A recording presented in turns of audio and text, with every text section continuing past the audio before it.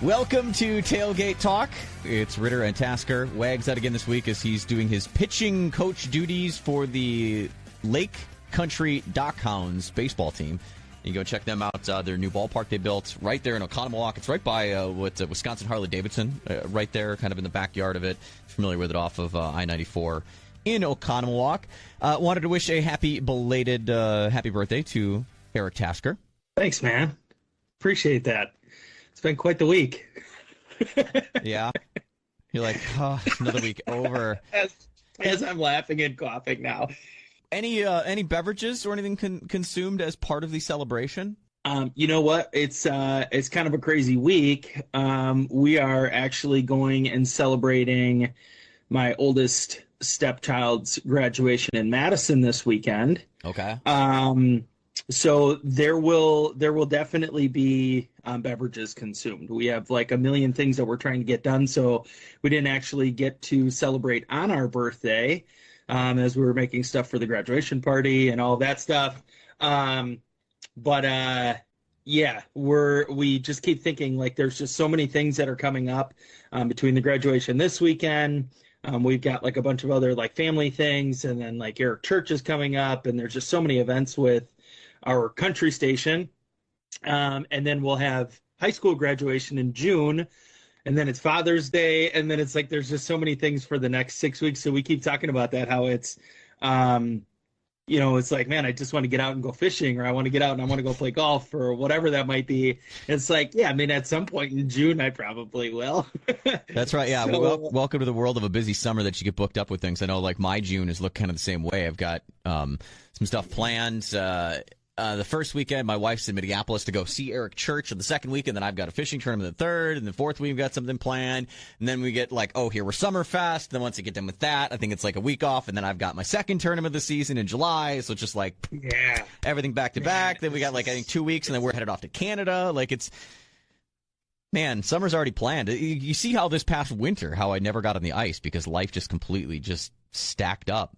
And we're not alone. I think everyone gets busy and coming off of, I think our lives over the last 2 years, when we had more free time, we found other things we wanted to do. Well, now that like normal life sort of is back, we're still trying to do those things that we were doing the last 2 years. Now we're seeing just how stacked up we are. We're like, I know. Thought we'd reprioritize. We just like doubled up instead.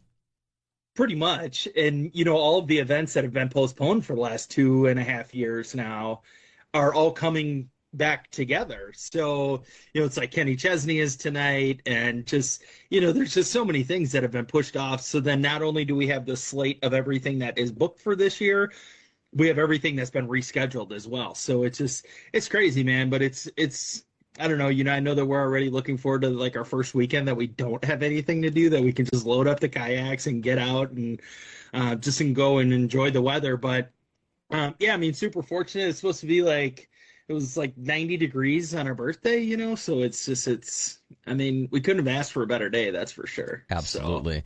A lot of stuff to talk about on the show this week. Kind of the main staple of things we're going to get to is, I want to call it a controversial topic, but it's something that I think a lot of anglers are very familiar with, and it's bed fishing. And there's been a lot of arguments on both sides of it, whether bed fishing is really bad for bass, or really any fish species, in their spawning season, targeting specifically during their spawn. How does it affect them? How does it affect populations? I came across a couple of different studies that were looking at this, and some really great information to kind of just help you, I think, understand, first off, what bed fishing is, what some of the effects are, and some of the ways that you can help and hurt at the same time. So we're going to do that coming up on the show. We've got a lot of crazy things that have happened in outdoor news to cover. And really the first one, I want to start with that, because I feel like anyone that does any sort of outdoor show, any person that is a fishing fan, much like myself, and I don't just mean like a fan of tournament fishing and following like the Bassmaster Elite Series as I do, but any fan of tournament fishing and just generally how the fishing industry is, this week, I think everyone was moved, and you couldn't go anywhere on social media without tuning in somewhere and seeing the passing of Ray Scott. Who, if you're not familiar who Ray Scott is, he is the man that created BASS, the Bass Angler Sportsman Society. Along with that, he's the one that created tournament bass fishing. just an absolutely inspirational man. If you look at, you hear the whole thought of like the American dream, that anyone can do anything they put their minds to and they dream. I mean, he was just an insurance agent, so this whole idea of tournament fishing and all of it literally started on the desk of an insurance agent in Texas that like just kind of sold all these people on this idea and built it up to what it can be. And anyone, I think, that has grown up their life bass fishing and is above the age of, I'll say, 35, I'm sure at some point in their lives they remember seeing the Bassmasters and they've seen it on TV. And, you were that person that knew Ray Scott through that. Between him and Bob Cobb, they, to me, are like the godfathers of tournament bass fishing. And, to hear the news of Ray Scott passing away, 88 years old, and the things that he's done and the things that he's seen from the start of the Bassmaster Tournament Trail in 1967, the innovations that he was a huge part in pushing forward in the sport of bass fishing. You look at the kill switch that's on every boat. Ray Scott was behind that. Modern live wells, it was absolutely behind that. If you think about the first Bassmaster Classic tournament, I think it was the first three, might have even been. It wasn't catch release. That wasn't a thing. They used to bring in fish on stringers. In fact, I think it might have went beyond three. I mean, if you look back, you'll see pictures of guys coming into the weigh-in holding bass on big stringers. And he was like, no, we need to find better ways to conserve and take care of these fish that are our thing. Before Ray Scott and bringing on everything that bass means, trout were like the big pinnacle. Everyone was like, they were the cream of the crop fish. And now if you ask someone like what's the, kind of most conserved or, most prized fish, it's bass. And it's because of Ray Scott and all the work that he did in creating the Bass Angler Sportsman Society, the Bassmaster Tournament Trail. I mean, he wrote a book, the Bassmaster Magazine. He was the guy who launched that. The Bible of Bass Fishing is what the New York Times basically called Bassmaster Magazine. I think all of us in our lives that have been anything involved or thought about bass fishing have read or been subscribed to Bassmaster Magazine, watched the Bassmasters TV show, as I mentioned. Don't Kill Your Catch. That was one of the big campaigns back that he started in 1972 that goes along with what I was talking about of having aerated live wells put in tournaments. So that was the exact year 1972 when that was put in. So, all of the bass fishing community has a bit of a heavy heart, but also in gratefulness of Ray Scott. We wouldn't be here without him, and I don't want to keep beating on it and being bad about it, but I feel like anyone involved in an outdoor show, we have to mention it and have to say something about how awesome Ray Scott was and how much he'll be missed, and we would not be fishing the way we're fishing without him. We'll take a break. We'll come back. We'll get into immediate things. We'll get into a situation that happened involving a coyote in Texas. We're going to talk about elk in the state of Wisconsin and obviously bed fishing. Good, bad, where do you sit? More of that is coming up here next on Tailgate Talk. It's Ritter, and if you listen to any one of my shows, you know how much I really enjoy fishing and how much I enjoy fishing in Canada with Ballard's Black Island on Ontario's Lake of the Woods. Well, right now, they have a handful of select dates open for summer, and they're offering a 2-for-1 special based on single angler rates. Yeah, that's right. You've got access to multi-species trophy fishing in Canada. I'm telling you, fishing is going to be epic in 2022. Go to blackisland.com and click on their summer fishing special. That's blackisland.com, summer fishing special, and get ready to set the hook. Hey, it's Ritter, and if you follow my socials or listen to our show a lot, I'm sure you've heard me talk about how relaxing and fun archery is. In fact, my wife has joined me and got a bow of her own at the same place I did, Buck Rub Archery. They are your locally owned and operated one-stop shop for all things archery. With the area's largest inventory, they won't be undersold on any bow or crossbow. It's open to the public and the ideal place to find and test a bow before you buy. Plus, they also rent equipment, offer archery lessons, and have space for hosting birthday parties, scouts, or other events. And if you got an old bow that needs to be fixed, they can take care of you as well. Seriously, check them out off I-94 on Silverdale Road or buckrubarchery.com.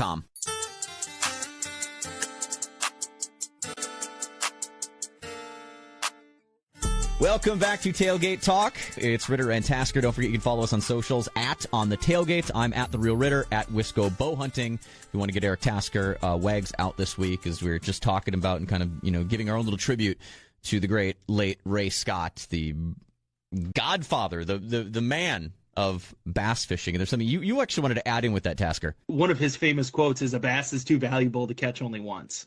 Yeah. That's pretty cool. Yeah. And that was the whole start behind his Don't Kill Your Catch program in 72. And then that was, making sure that aerated live wells were there.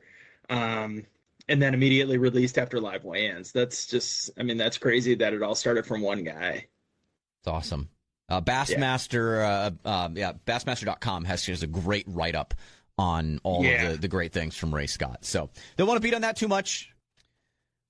We got to get right into talking about some stuff right here in the state of Wisconsin involving elk, involving trail cams. But before that, I really wanted to bring up a news article that I came across that absolutely had me shocked, but also not shocked at the same time. And it's something we've talked about on this show, and that's coyotes in urban situations. There was actually just a situation happened. It was back on May 3rd, where city officials and game wardens, animal control authorities in Dallas, Texas, were called to a house where a 2-year-old boy was dragged off his front porch in the early morning hours. Apparently, the coyote came up, attacked him. The boy is okay. He was just at a nearby hospital. Doctor said he was in critical condition. He had some cuts on his face and stuff like that. I guess the police came and responded and chased the coyote into the woods, and then they went back later on with night vision, all these things, and I guess they couldn't find him. They said there was no coyotes even remotely in the area. And I know we've talked about that right on the show of coyotes coming up right in back. I mean, you've mentioned at your place, Tasker, you've had coyotes right around you. Yeah. We can hear them. I think that was kind of towards the tail end of summer last year that we could really hear them, because we're maybe, as the crow flies, maybe a half mile from big open farm fields. And we had talked about that on the neighborhood Facebook page, that they were actually going out and trying to do some predator control. And fortunately, we have woods in our backyard, but it's all surrounded by residential. So it's kind of an enclosed kind of area. It doesn't really house anything besides birds and squirrels. But yeah, it's just, they're very, very common in rural areas. And one of the things that I saw with that was that the game wardens were suspecting that the coyote had been getting fed by local residents. And because of that, it wasn't shy being around humans then. So therefore, it doesn't have an issue going up to a small child then. And who knows? It probably had sticky fingers or something, as most 2-year-olds do. I thought it smelled good. I remember, was it an email we got into the show back when we talked about coyotes in urban settings? Because me being here in southeastern Wisconsin, the city of Wauwatosa, where I live, they've got a problem with coyotes in one of the neighborhoods, and they were bringing in trapping and all of this sort of things to try and control the coyotes. And this one person said that, well, the coyotes aren't afraid of humans. Because I had made a comment if you're out on your back deck and it walks up, start walking toward it, it's going to run away. It's oh, no, they're not. But it's well, yeah, they're not afraid of humans because they're moving in and they're used to humans being around. They're used to living in being around humans. I, again, maintain if you get aggressive with them, they will run off. It's kind of, we brought this up, I believe, when we were talking with Eric from Okayest Hunter. Or was that with Dan, Nomadic Outdoors? And we did, a couple of great collabs lately. Was the line that if you act like a predator, they will treat you like a predator. Yeah, it was Dan. And that's, the way I look at coyotes. If they're coming on you like a predator, be like a predator at them and spook them. I get that a 2-year-old kid can't do it, and it's absolutely terrible and tragic that something like that happened to a 2-year-old kid. I'm just glad that the kid's okay, survived, and it wasn't worse. But, coyotes, I've been saying something that we have to find a way to coexist with. We talk about it here at the radio studio, right behind where we do this show every week. The turkeys, the deer. We talk about king, giving king updates of the big monster buck that's here. We're coexisting and having to learn to coexist with these animals. The more that our world expands, we have to coexist because we're expanding into their world. Yeah. And it comes, the article that I'm reading from USA Today had a note in there that it comes just less than a week after a coyote attacked a 2-year-old girl in Southern California in the Huntington Beach area. So I don't know, but then, in the next line, they say, the attacks are actually, they're not just rare, they're exceedingly rare. Right. So who knows what those circumstances are leading up to it, but I don't know. it's not surprising that it's all young children that are the victims in these, because adults are just much more aware of their surroundings, so maybe that all plays into it too. But my question with that then is, what are the parents doing? I mean, Right. are the kids just out running around at two? I mean, they're 2 years old. It's not like they're 5, 6, 10 years old, that they're sufficient enough to be outside by themselves. It's a 2-year-old. My kid's What are the parents doing? my kid's 4, going to be 5, and I'm a helicopter dad. He doesn't go anywhere without me, and I don't go anywhere without him. Like, if I'm going in the house, he's not staying in the backyard without me, and vice How versa. quick they Like, can run off so fast. I mean, right. kids have this like wanderlust that they'll go wherever, whenever. How can you just leave them unattended, especially at that age? That's Come on. I'm with you. That's the only guess that it could be, is that there's an unattended thing with that, because you got to be paying attention. You'd have to know if there's a coyote approaching. Not to make this about judging parents or parenting styles, because Lord knows every parent's just trying to survive and get through things, but yeah, you just got to pay close attention. It's just like when you have your dogs out. Small dogs are another target for coyotes. You got to pay attention. I've got 2 smaller dogs. I'm out with my dogs all the time, and if I don't stay out with my dogs, I go out and I pretty much do a yard sweep before. Like, I don't just release my dogs into the yard with nothing. If they're going out, I'm doing a sweep, I'm going into the yard with them. I mean, I'm completely fenced in my entire yard, but you're going to check things and be safe about it.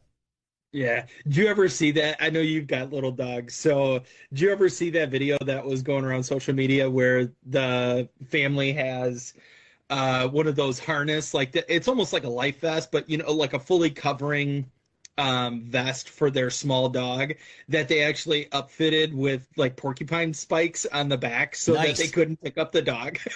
Nice. I just saw that not that long ago, and I thought, you know what? That's actually, I mean, it seems excessive, but it also probably makes sense. I mean, I guess No, totally. if you're letting your dog out in the backyard, say, for you, for example, you've got a fenced in area where you can just let them out. I don't know, maybe it's not a bad idea to do that with them. I mean, even fenced in isn't going to hold things back all the time. And how many times you hear stories about coyotes getting into chicken coops, things like that. So, yeah. You came across something that you had sent text to me last week that I thought was really cool. That the Wisconsin Department of Natural Resources was doing something new with trail cams and encouraging us outdoorsmen in Wisconsin to get involved with. Yeah, there was an article that got posted from the Wisconsin DNR, where you can actually be a part of a collection of hosts, they're calling them, for trail cameras, where they can help monitor different areas. I don't know, I have 2 thoughts on it. One, that's pretty cool that they're trying to actually grow this community of people who have trail cameras, and actually do some collection of data on what animals are in what areas, and it helps especially for predator control to see, are there, especially when you go north, how many wolves are people seeing? And what a great way to be able to indicate that with trail cameras that are just always out there. Even foxes or coyotes or whatever that might be, but then also to get an idea.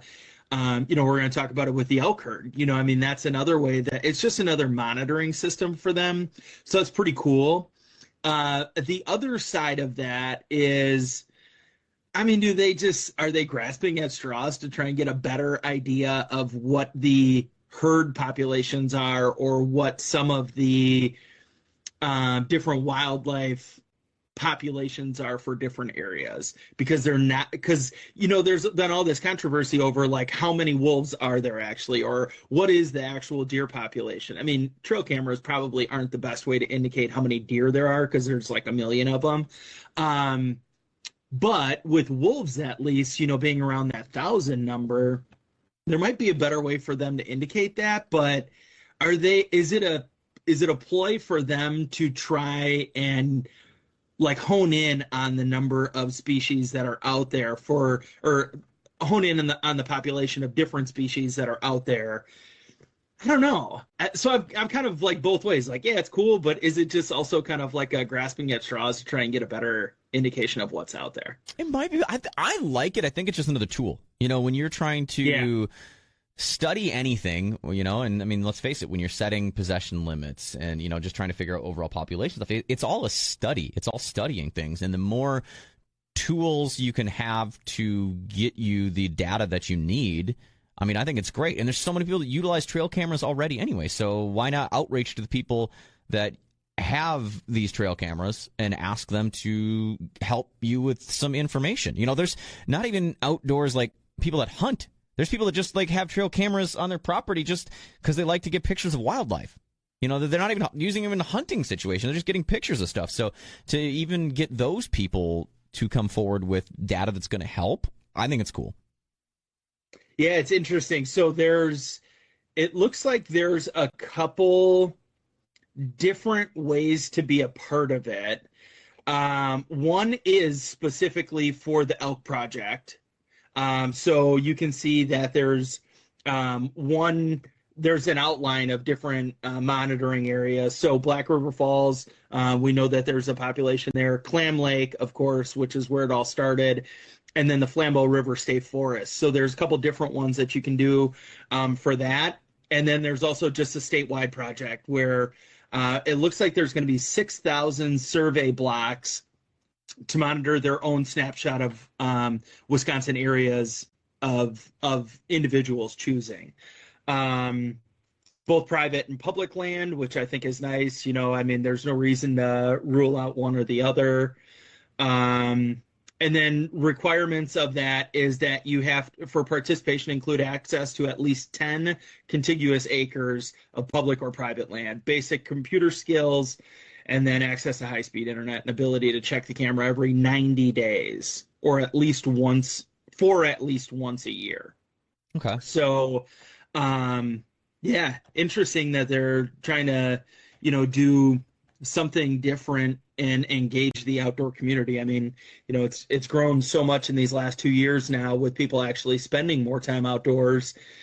This kind of opens it up to other people that aren't necessarily hunting or trappers, that they're able to engage kind of with that wildlife that they might have on their property then, and just to kind of give them exposure to it. So I do think overall it's a cool idea.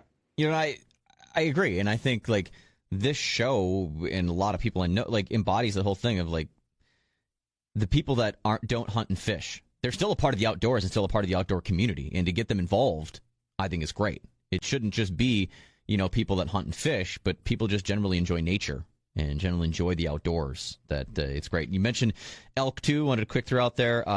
It's quickly approaching because I know people missed the deadline for things. May 31st is the deadline for the elk application. So the $10 application, obviously it's a drawing of, I believe it's 5 licenses go out. The 6th one is then done in a raffle for the Rocky Mountain Elk Foundation.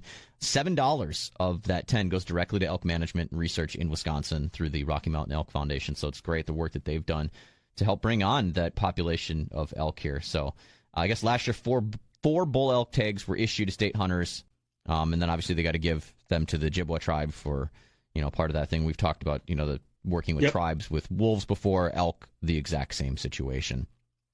Yeah, so whatever they're doing, it seems to be working. Because it's in the Wisconsin Outdoor News. I don't know if this was last month or this month.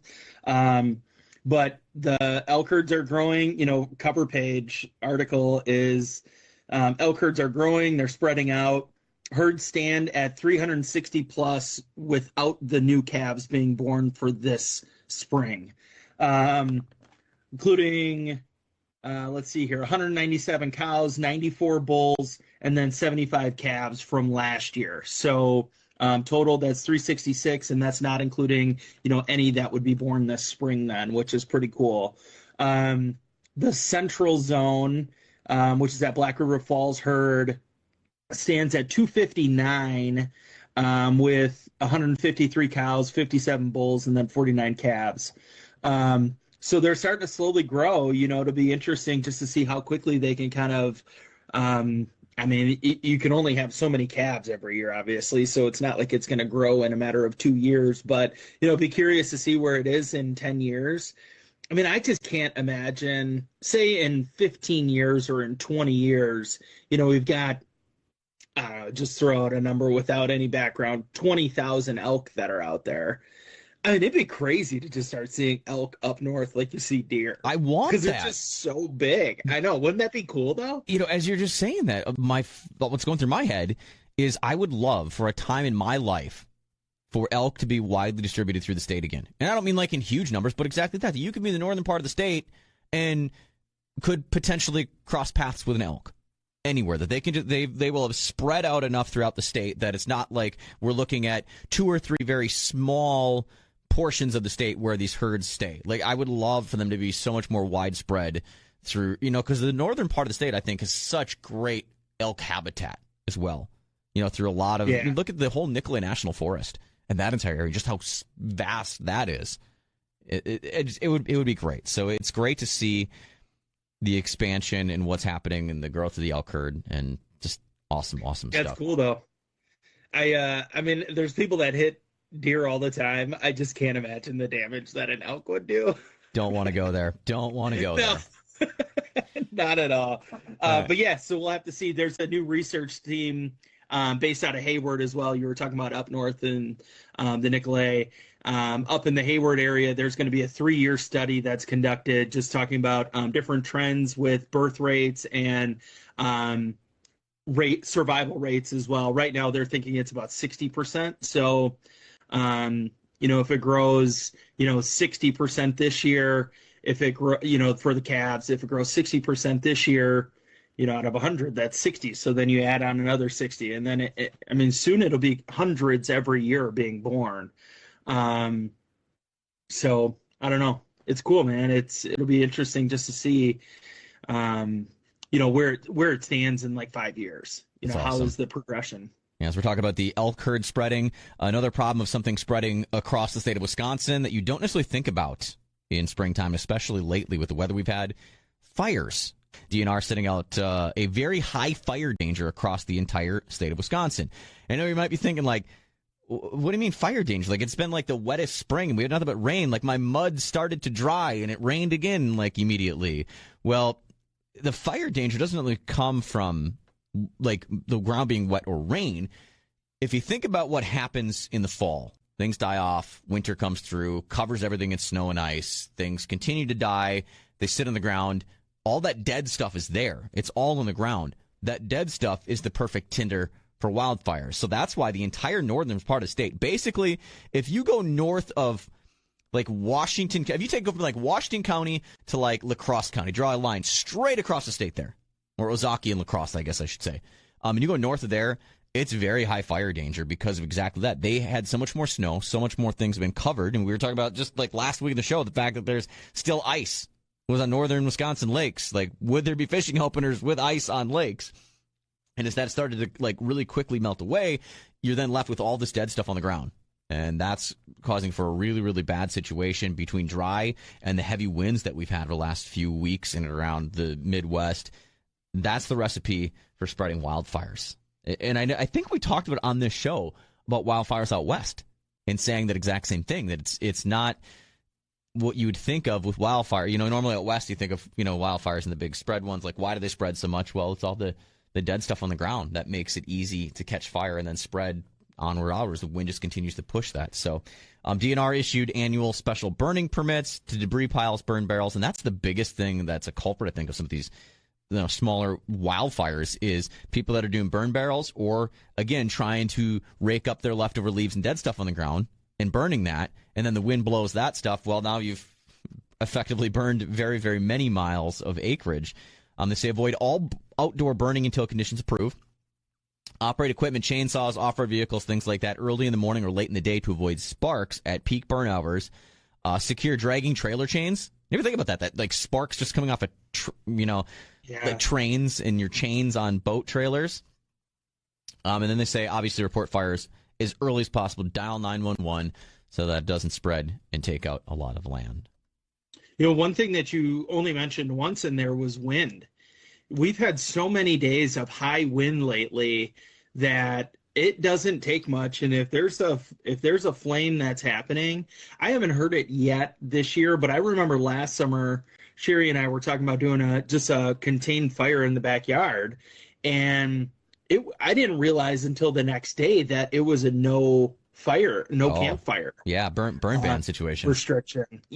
As high as these winds have been, I mean, we've had days up in the 40 or mid 40s for miles per hour. It doesn't take long for that to start cruising along, Here's the situation, speaking of wind, that I just learned recently.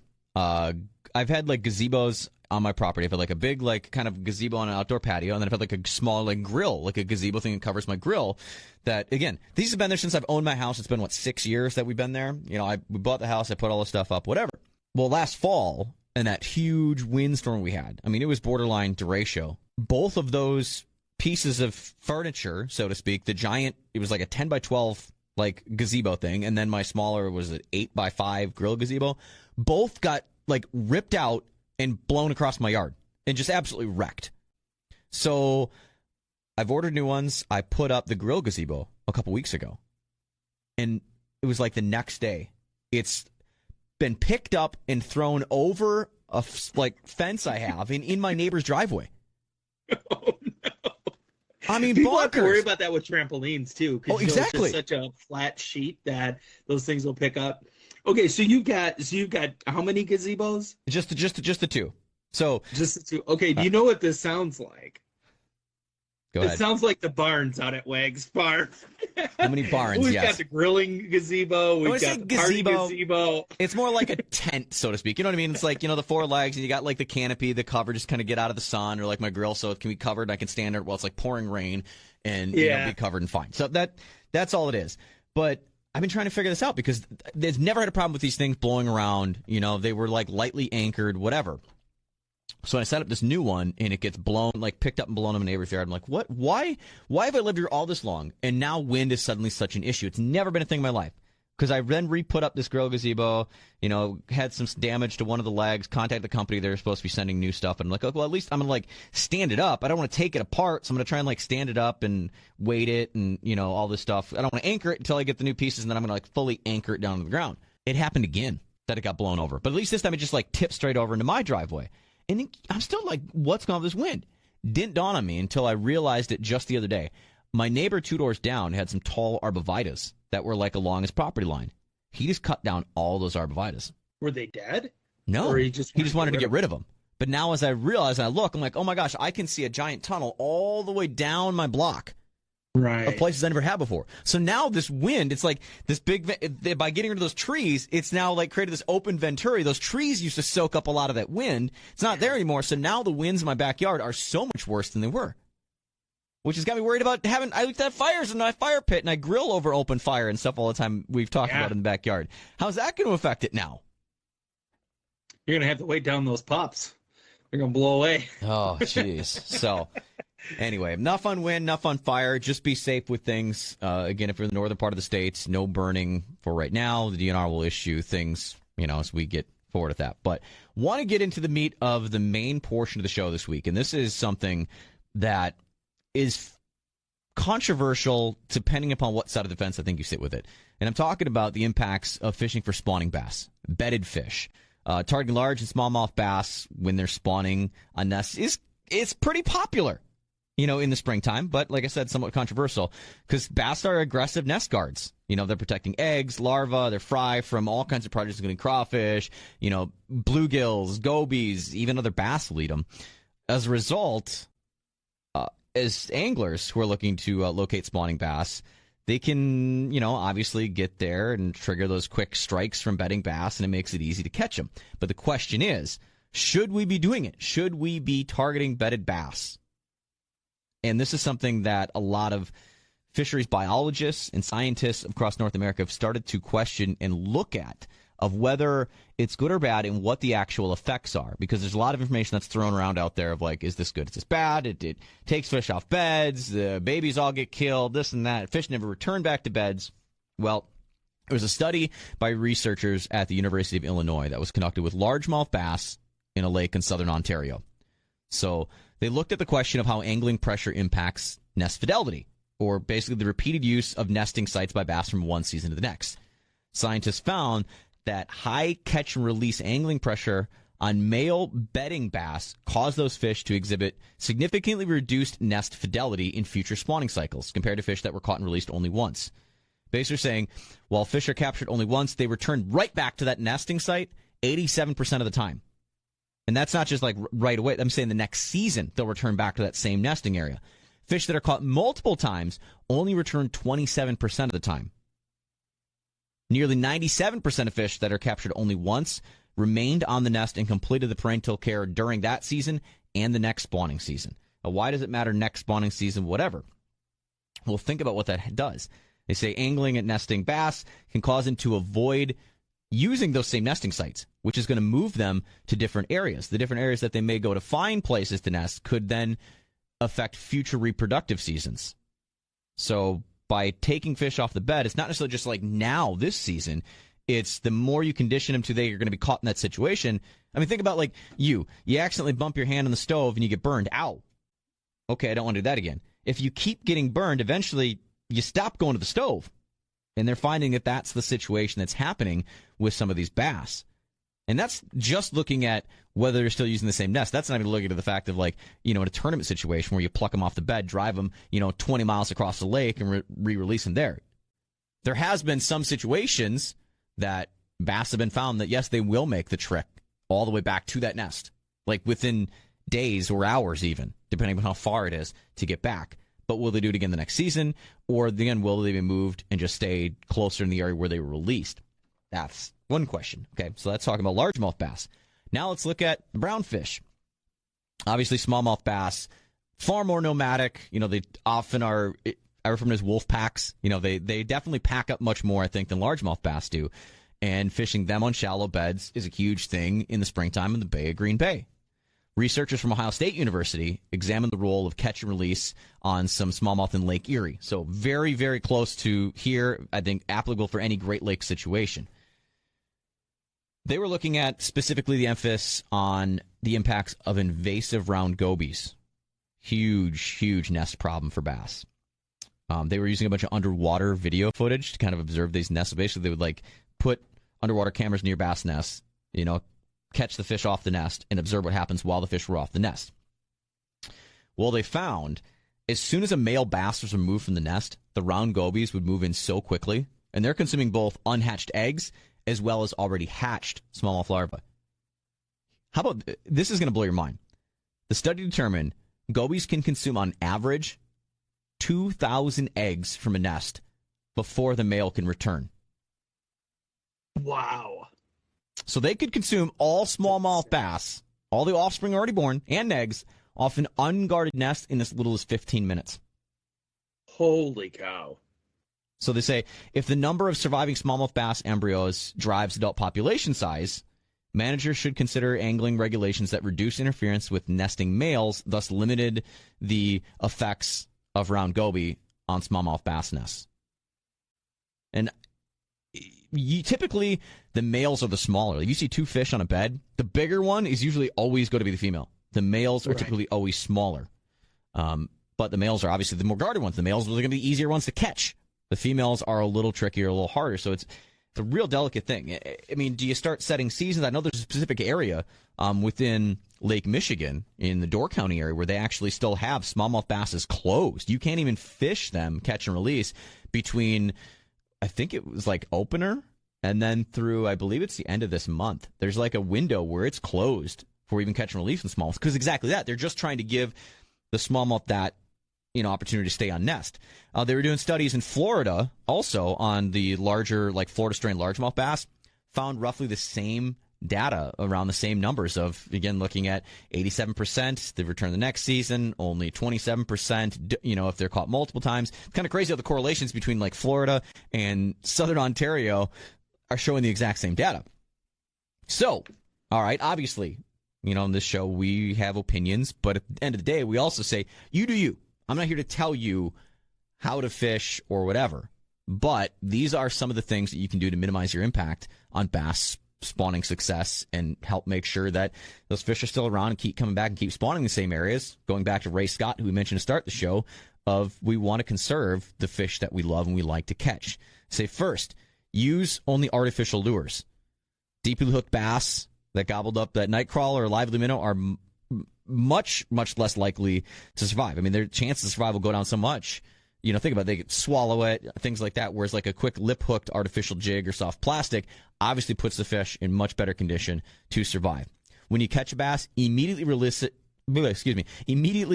it and capture the location. Hauling a fish around in a live well, moving to different locations, ensures that the fish can get back in the bed quicker. I mentioned with, the round gobies, 2,000, eggs they can consume in like less than 15 minutes. I mean, they can completely clean off a bed.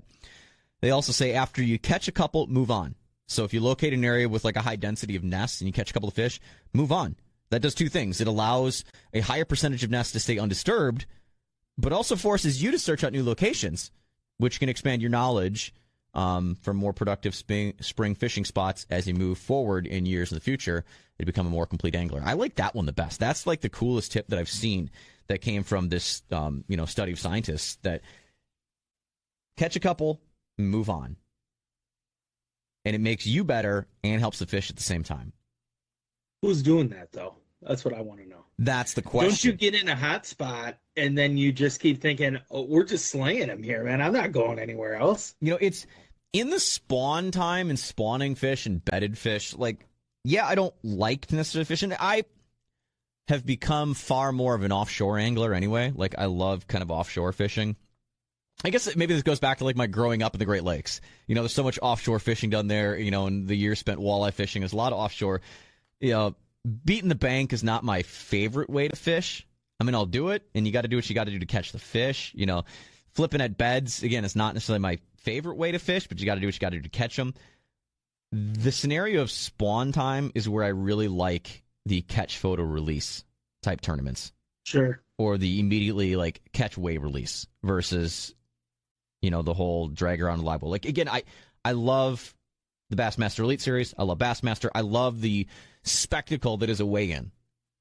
Of bringing the 5 bass in, getting them weighed. Like, there's a spectacle and there's something special about that I love. I see the benefit when it comes to around the spawn of not doing that because of, again, removing the fish off of the nest. I mean, we're all going to do it. We all do it. We've all done it. But to make our impact as little as possible, it's I don't know if we said on the show or if it's something that I've said before, but it's like, if I can do any little bit of thing to help, any little bit is better than doing nothing at all. Yeah. What say you, Eric Tasker?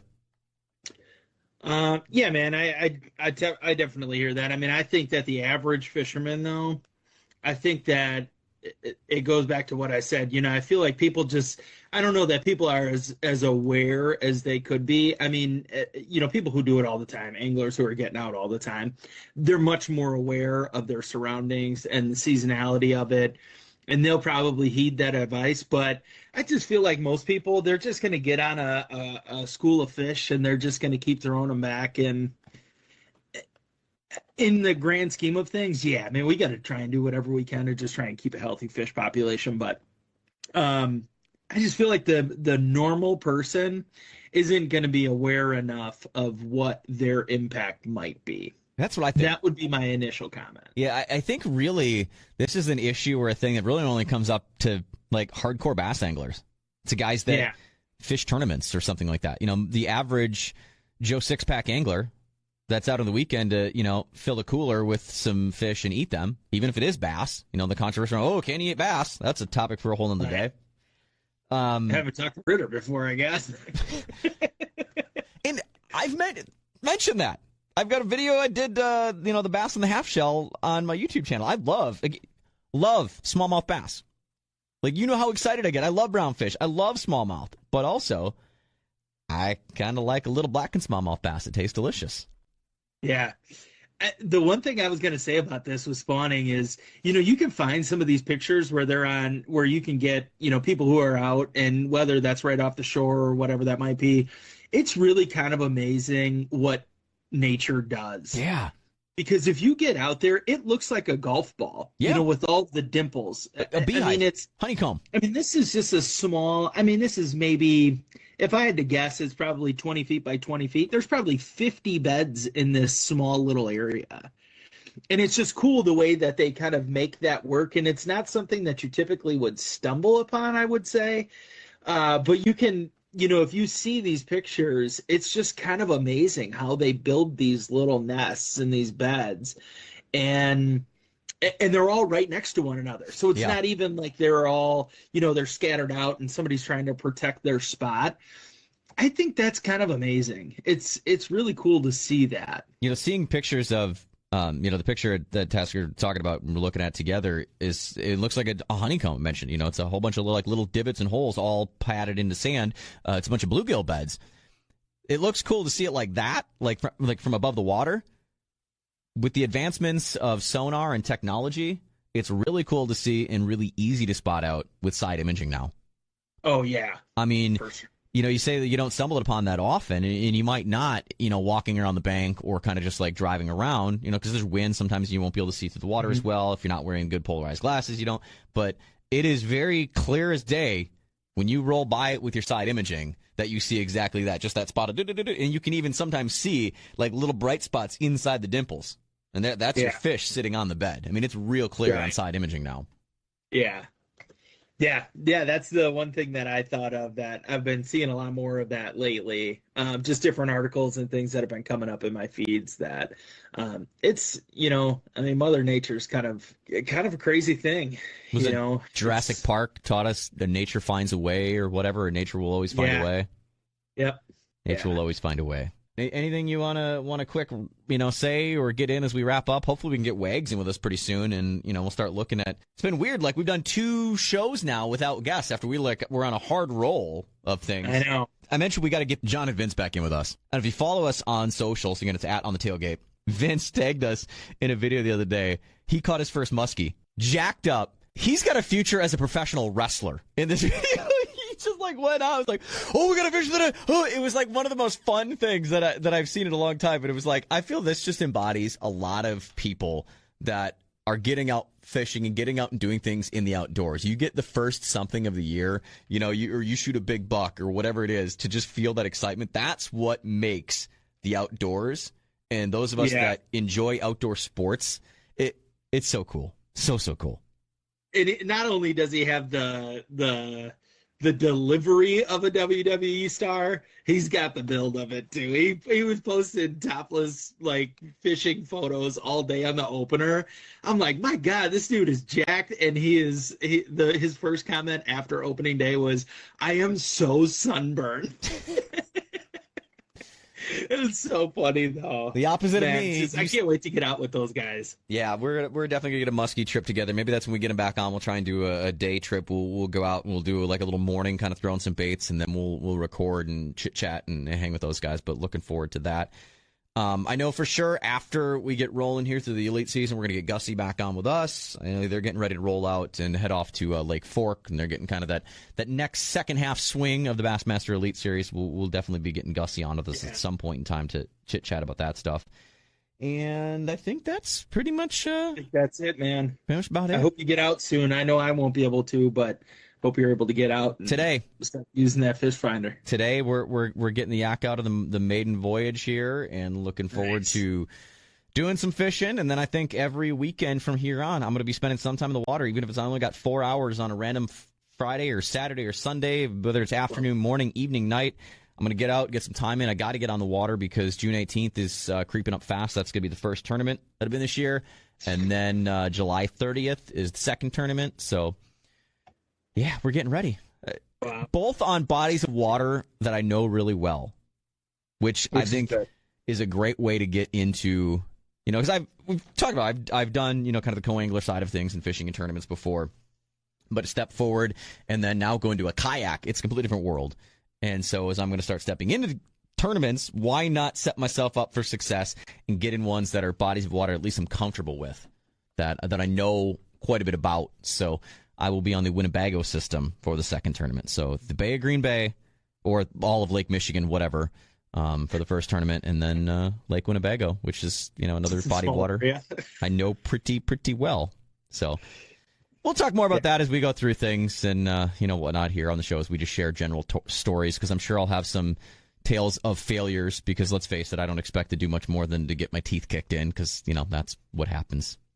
Well, man, I'm mostly just excited to hear how your first day goes out with with the electronics. Yeah, I gotta get the full water test down on the whole new build that I have, which I shared up on the page. I had a lot of people reaching out to me like, hey, like you said, Tasker, you should build one of those. You start building those and selling them. So I don't know, maybe I've got a business plan. Maybe I'm gonna start making my ultimate kayak crate tackle power hub. I think I have a name for it. Is what I gotta come up with. I gotta come up with a name. If you've seen it and you can come up with a name, why don't you let us know on socials @on the tailgate. Also, don't forget you listen to this on the iHeartRadio app, the TalkBack feature. You'll see a microphone right there. It should be on the play screen, whatever you go back. There's a little microphone. You click that. You can send us a message, like an actual audio voice message, and we may play you back here on the show. Love hanging out with you, chatting all things outdoors, just hanging around, shooting the bull, around the tailgate, and that's obviously the name Tailgate Talk. I see what you did there. Yeah. Follow us on socials @on the tailgates. I'm The Real Ritter, as in like fishing reel, REEL. @Wisco Bow Hunting is Eric Tasker. So until next week, it's going to wrap it up. It's Tasker. I'm Ritter. Wags out. We'll catch you on the next one. Tailgate Talk.